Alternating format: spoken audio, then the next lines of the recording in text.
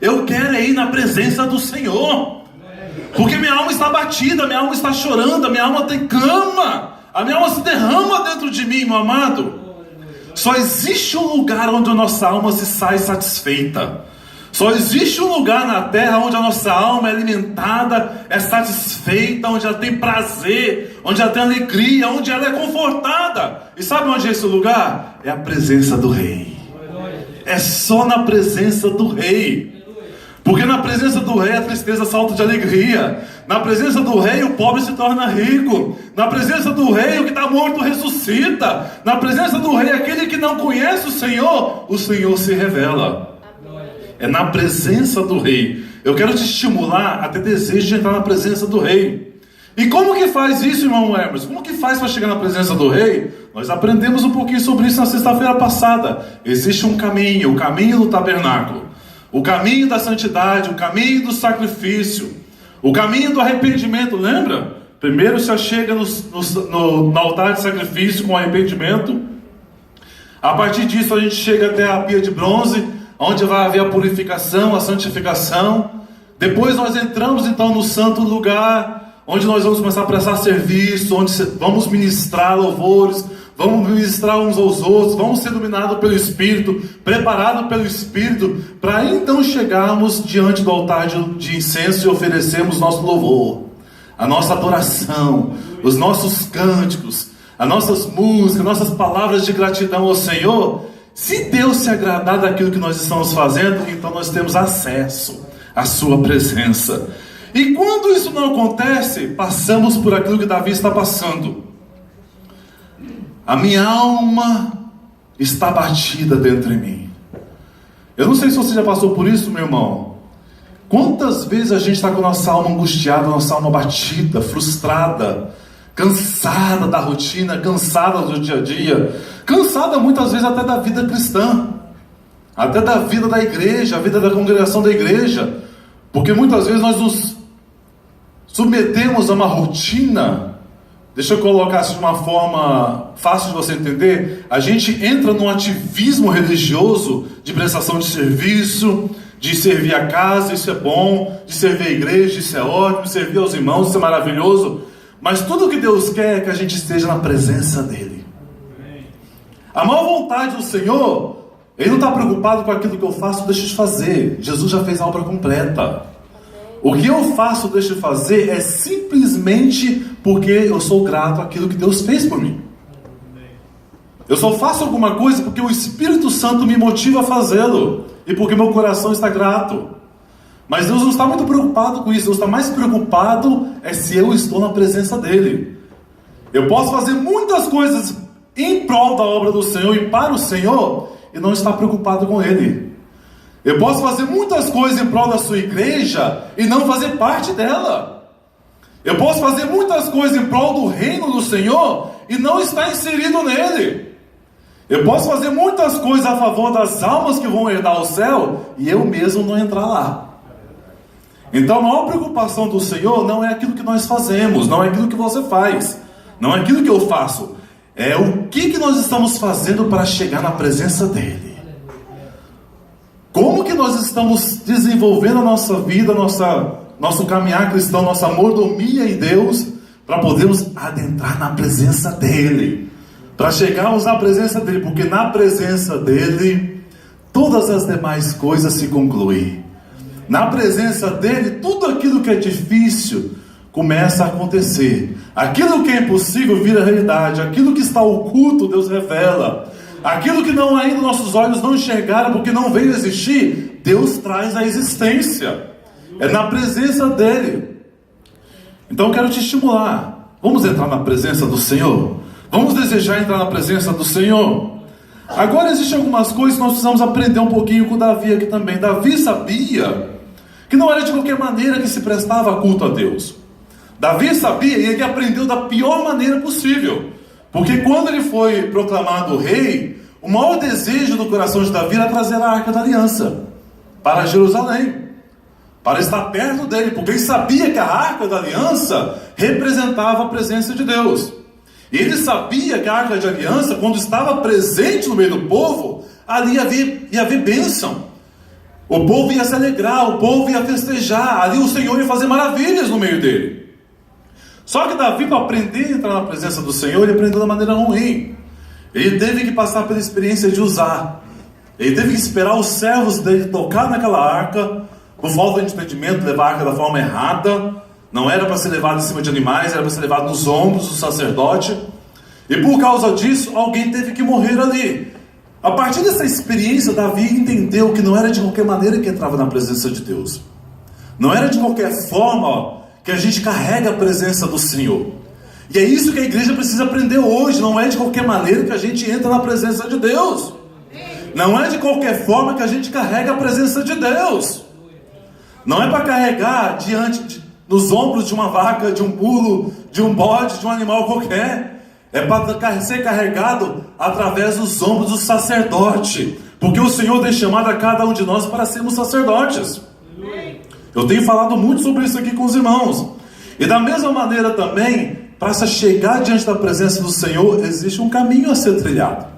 Os bois ali trilharam com a arca no carro, no caminho errado.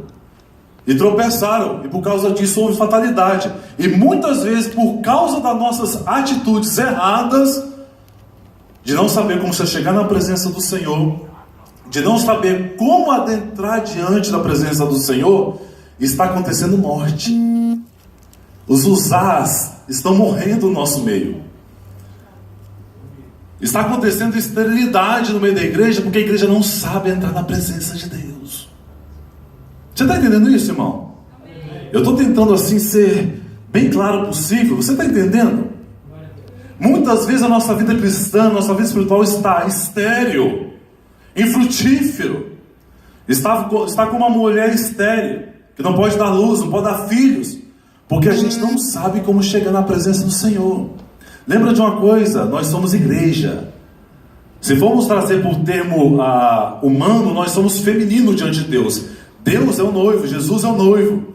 É Ele que fertiliza a igreja para a igreja gerar. É Ele que fertiliza o ovário espiritual da igreja para que a igreja produza filhos.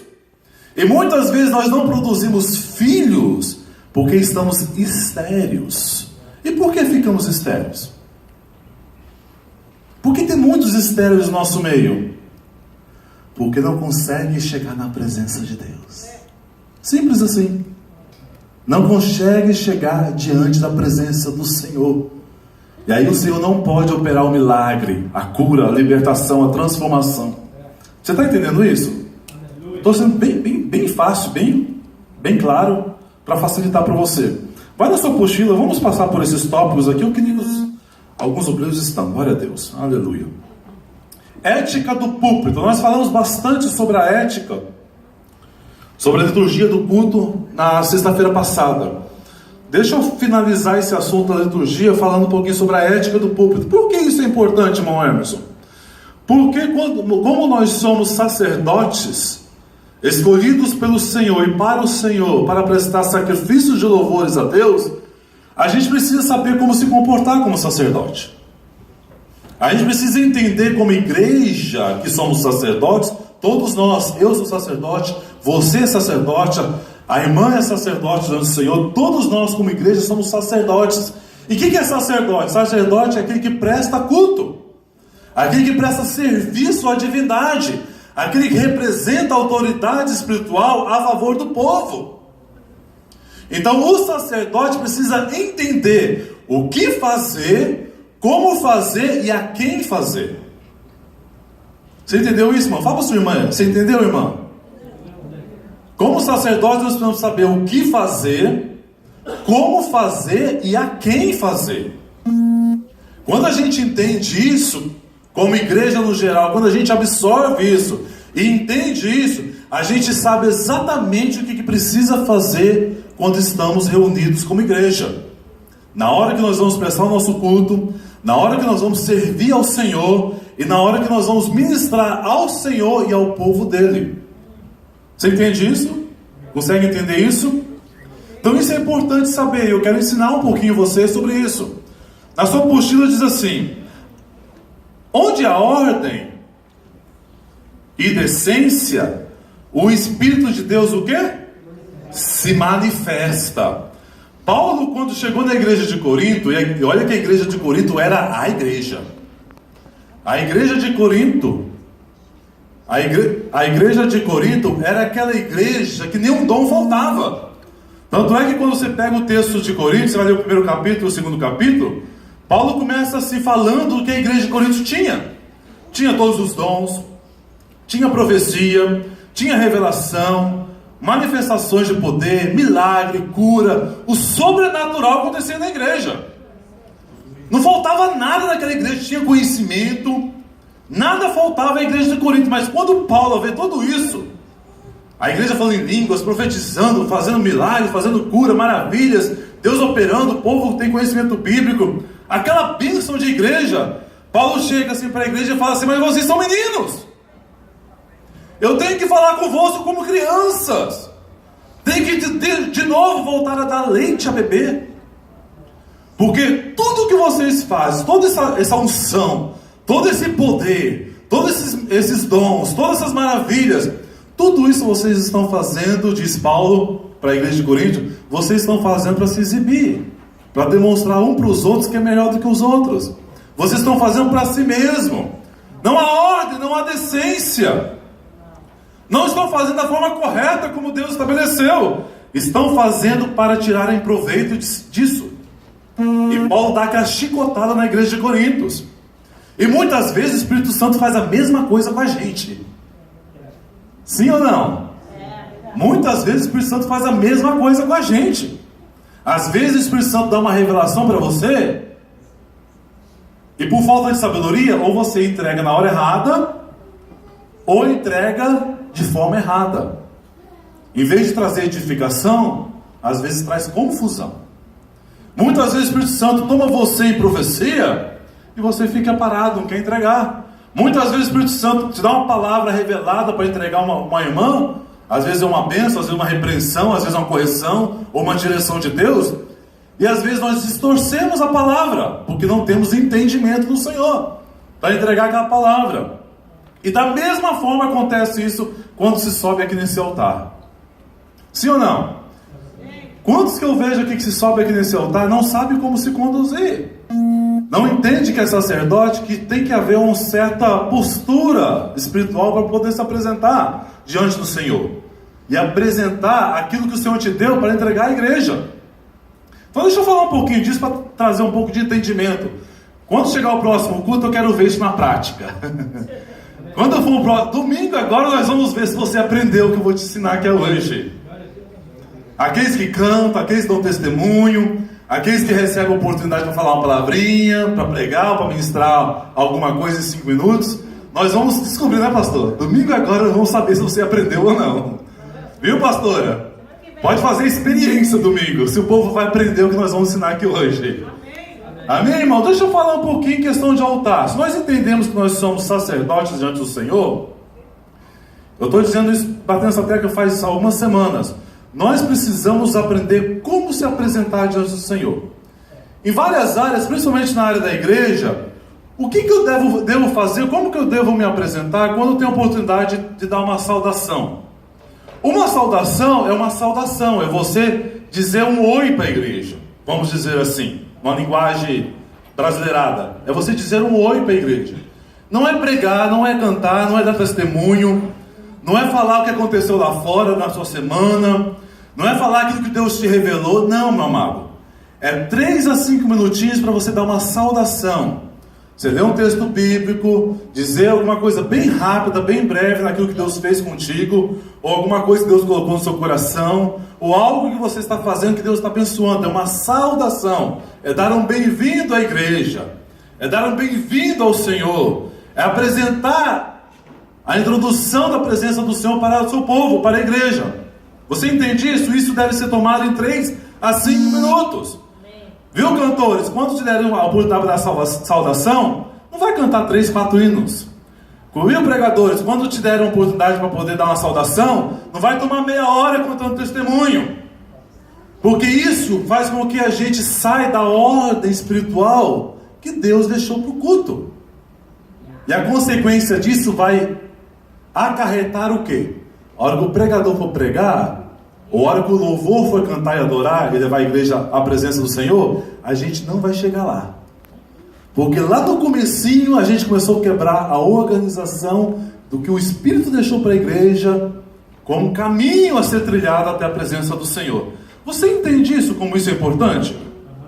Imagina um pregador cheio da unção, cheio da graça, orou, jejuou, se preparou. O louvor também se preparou, ensaiou, treinou, jejuou, orou, buscou a inspiração do Senhor. Está todo mundo afiado. Aí o pastor dá a oportunidade para a irmãzinha dar uma saudação de 5 minutinhos. Ela chega aqui, toma meia hora do culto, conta testemunho, prega, ora, canta, fala um monte de coisa, nada contra a palavra, falou tudo certinho, só que ela quebrou totalmente a organização do culto. Isso vai comprometer a palavra, vai comprometer o louvor, vai comprometer a igreja num todo, até chegar à presença do Senhor. E a gente não chega na presença do Senhor, então saímos frustrados do culto às vezes.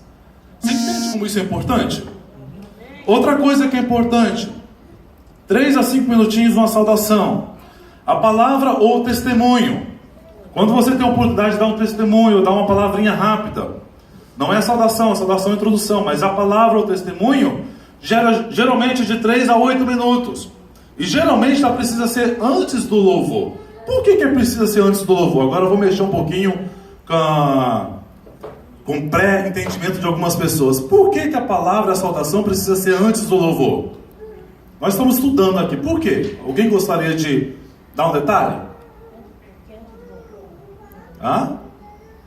Por que é importante a palavra introdutória, a saudação e o testemunho antes do louvor? Para não atrapalhar a presença de Deus. Ok. Ok. Eu acho que o testemunho e a saudação é interessante antes do louvor, porque o testemunho já veio o preletor da noite. Ok. Vou te dar a razão bíblica. A razão bíblica é que o louvor e a adoração é ministrar a Deus. Nós louvamos, não é para ministrar ao homem. Nós adoramos, não é para entregar louvor ao homem. Nós chegamos diante da presença com nossos louvores, com as nossas adorações, porque nós queremos ministrar o coração dele, agradar o coração dele. É para ele, tão somente para ele. E quando eu faço isso, eu estou fazendo isso, e depois eu interrompo, é como dizer assim: Senhor, tá bom, já chega, né? Já fiz a minha parte. Agora deixa a gente fazer a nossa. Você entende? Estou trazendo uma linguagem assim bem humana. Consegue entender isso? Então sempre é importante que a saudação e o testemunho seja antes do louvor. Por quê? Quando nós chegamos aqui no altar de incenso e começamos a ministrar louvor e adoração ao Senhor, qual que é o próximo passo? A arca, a presença de Deus. Imagine chegarmos, fizemos tudo aqui, chegamos até o altar de incenso, começamos a adorar, agradecer e louvar o Senhor, e vamos entrar diante da presença do rei. A gente resolve virar as costas para a arca, virar as costas para a presença do Senhor e resolver algumas coisinhas que ficou pendentes. É isso que nós fazemos o tempo todo, irmãos. Por isso muitas igrejas se frustram dentro da obra. Por isso existe tanta gente frustrada na presença de Deus, porque não consegue passar o próximo passo. E às vezes nem é culpa dela, é culpa nossa, que não ensinamos e que não praticamos aquilo que precisamos ensinar. Nós precisamos entender que depois do louvor, depois que ministramos aqui o altar de incenso, louvores e adorações ao rei, o outro momento é abraçar o rei, entrar na presença do rei, sentir o seu aroma, ouvir a sua voz, sentir a sua presença, degustar da presença dele. Não podemos voltar daqui para trás, lá para o átrio outra vez. Eu esqueci que eu tinha que colocar o carneirinho no altar. Já foi, meu querido. Nós já estamos lá dentro. Eu esqueci que eu tinha que lavar minha mão. Já foi. Já estamos lá dentro. Eu esqueci que eu tinha que tirar meu sapato lá fora. Já foi, querido. Estamos lá dentro, quase chegando à presença. Você entende isso?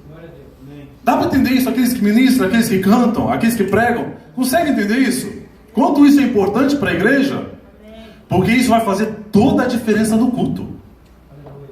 Toda a diferença. até na sua vida espiritual, quando você for ajoelhar e orar e buscar o Senhor, entrar na presença dele, no seu momento de intimidade com Deus, no seu momento devocional, esse é o caminho. Imagine quando você passou meia hora orando, meia hora clamando, meia hora buscando o Senhor, depois passou mais uma hora adorando e louvando ao Senhor, e de repente o Espírito Santo chega com glória, com Shekinah, Deus se manifesta no seu quarto ali com poder e maravilhas, com glória, e você sente aquela glória de Deus presente, e você resolve levantar do seu cantinho e falar: Senhor, espera um pouquinho, eu esqueci de fazer um negócio lá na cozinha. Espera um pouquinho aí, Senhor, eu esqueci de fazer um negócio, deixei lá atrás, já volto. Meu amado, quando você entra na presença de Deus, não saia. Não saia. Quando você conseguir entrar na presença de Deus, não saia. É isso que Davi está dizendo aqui. Quando que eu vou poder entrar lá de novo? Eita glória. Davi está falando aqui: a minha alma clama, minha alma tem lágrimas, chora. As minhas lágrimas servem-me de mantimento de dia e de noite, porquanto me diz: onde está o teu Deus? Davi sabia que essa pergunta estava falando assim: Davi, onde está o seu Deus? Ele está lá no tabernáculo, ele está lá na arca. Quando que eu vou poder ir lá de novo? Por isso a minha alma chora, e a igreja chora por isso. A igreja clama pela presença de Deus, e nós ficamos preocupados em cuidar de átrio e de pátio. Deus está querendo que a gente saia um pouquinho do átrio, avance um pouquinho mais, vai além átrio, vai além pátio, e chega até o santo dos santos, porque é lá que ele está. Ele não está no átrio, ele não está mais no pátio, ele não está no santo lugar, embora a presença dele culpa toda a terra, mas aonde a Shekinah dele está, é lá na arca, é lá no santo dos santos, é lá no trono celestial, é lá que nós vamos chegar, no trono da graça. Amém? Então, quando te der, meu amado, minha amada, aprenda isso. Isso é aula de seminário, estou passando para você aqui. Quando te der a oportunidade para dar um testemunho, de 5 a 8 minutinhos, dê seu testemunho. Não pregue testemunho, dê seu testemunho. Não cante testemunho, dê seu testemunho. O seu testemunho, não do outro, o seu testemunho. E não testemunho, testemunho. Conta aquilo que Jesus fez por você, as maravilhas que Ele tem feito na sua vida, os milagres que tem exercido na sua vida, a transformação que Ele tem feito na sua casa, na sua família. Isso é um testemunho, porque isso vai edificar a igreja e preparar os corações. E vai ser bênção no meio do culto. Amém? Mensagem varia muito, geralmente de 40 a 50 minutos. E geralmente a mensagem, amados, eu não coloquei na sua apostila, mas se você quiser anotar, não coloquei em ordem aqui, mas a mensagem, ela, biblicamente falando, ela seria necessária que ela fosse dada depois do louvor e da adoração, sempre. Geralmente é assim, depois do louvor e da adoração. Por quê? Porque a mensagem é a hora que Deus está falando. É a hora que o Espírito Santo abre a boca do profeta e fala.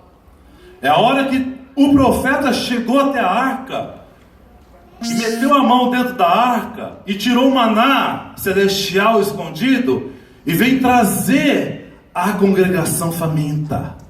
É a hora que o profeta ou o sacerdote, no caso da igreja, chega diante da arca, mete a mão lá dentro e tira a vara de Arão e vem trazer os milagres, as maravilhas. É a hora que o profeta ou o sacerdote chega lá no Santo dos Santos, mete a mão na arca, tira a tábua da lei e traz a revelação quentinha de Jeová para o seu coração. Então a palavra é sempre necessária depois do louvor. Porque se não for, a gente vai barrar aqui no santo lugar, onde é a área de serviço, vamos nos barrar aqui e vamos deixar o louvor e a adoração para trás. Deus não atende aquele que não adora. Deus não atende aquele que não louva. Deus só ministra depois que ele recebe. É a lei da semeadura. A gente planta adoração, a gente planta louvor a Deus, e aí então ele planta a sua boa palavra nos nossos corações. Você entendeu isso? Dá para entender isso? Aleluia. O Espírito Santo vai agir. Aleluia. Leitura da palavra. Corrija a ordem na sua apostila. A leitura da palavra sempre vai ser no início do culto. Breve, objetiva e clara. Te deram a oportunidade para ler a palavra, irmãos? Pega e leia a palavra. Se você puder comentar em 1 ou 2 minutos aquilo que você leu, bênção. Se não puder comentar, leia a palavra apenas. Não pregue, não cante, não conte testemunho. Leia a palavra, leitura da palavra. Cânticos avulsos ou solos, são aqueles cânticos que os irmãos cantam aqui individualmente. Sempre necessário ser também antes do louvor, ou agregado a ele, porque faz parte do louvor. Por quê? Porque geralmente os cânticos solos são ministrações. Raríssimas exceções, ou diria assim, 1, 2, 3% apenas, realmente é louvor e adoração. Na maioria dos casos é aqueles cânticos que está ministrando oração, que está ministrando palavras de bênção, não é? Pega a maioria dos cânticos que são cantados, geralmente a mensagem é ministração de bênção à igreja, ministração de oração a Deus, ministrações da palavra à igreja. Geralmente a maioria é assim. Um ou outro de vez em quando aparece que realmente traz um louvor, uma música, cuja mensagem, o cerne da mensagem, a essência da mensagem é uma adoração profunda ao Senhor. Que não é ministrações para a igreja, mas é uma adoração ao Senhor. São pouquíssimos. Então o cântico avulso, o louvor avulso, ele é importante que seja feito antes do momento do louvor, porque ele vai agregar a ordem espiritual do culto. Está entendendo isso? Consegue entender isso? Corrija a sequência da nossa apostila, que eu não coloquei em sequência. Cânticos congregacionais, que é o momento do louvor e da adoração. Como eu disse, ele é necessário ser antes da palavra. Por quê? Ministramos louvor ao Senhor, adoração ao Senhor, preparamos o coração de papai, para papai vir nos dar um beijinho. Aleluia. Nós preparamos o coração de papai, para papai vir dar o alimento sólido, o alimento fresco ao nosso coração. Esse é o momento do louvor e adoração. E no momento do louvor e adoração, meu amado, aí é o Espírito Santo que age. Aí é o Espírito Santo que tem controle total. Uns têm cânticos espirituais, outros têm salmos, outros têm louvores, outros têm adoração. Ali é o Espírito Santo. Não existe uma caixinha, um molde, ou um padrão que a igreja deve seguir se o canto tem que ser assim. Ou se eu posso levantar a mão, ou se eu posso bater palma. Não existe isso, é o Espírito Santo que vai ministrar no seu coração. Você vê os salmos de Davi? Tinha momento que ele estava louvando com instrumentos, outros momentos com palmas, outros momentos mandava até as rochas cantarem ao Senhor, a criação cantar ao Senhor, adorar ao Senhor. E se nós calássemos, diz o texto bíblico, as pedras também vão clamar, vamos adorar. Então não existe uma forma, é a forma que o Espírito Santo te der no momento da oração. Se é para correr, corra. Se é para gritar, grite. Se é para aplaudir, aplauda. Se você quer pular, pule. Quer chorar, chore. É adoração a Deus. Se está sendo feito de coração, de sinceridade, para Ele, Ele recebe. Entendeu isso? Amém? Deixa eu falar um outro ponto que não está na apostila de vocês, acho que faz parte do conteúdo, a nível de orientação. Eu sei que essa parte é mais da parte do pastor, porque na parte doutrinária, Êxodo 31, versículo 10. Você pode abrir comigo? Êxodo 31, versículo 10. Eu só vou dar uma orientação, não vou doutrinar, não é minha função aqui. Êxodo 31, versículo 10. Enquanto você está abrindo,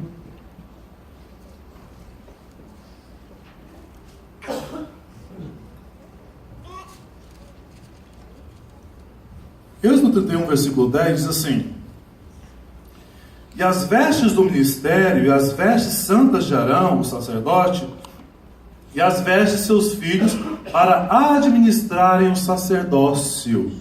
Você vê aí que nesse texto, se você for ler o contexto, Deus especificamente deu ordem a Moisés e aqueles que iam fazer a veste sacerdotal. Deus deu ordem específica, a maneira como Ele queria que fossem as vestes de Arão.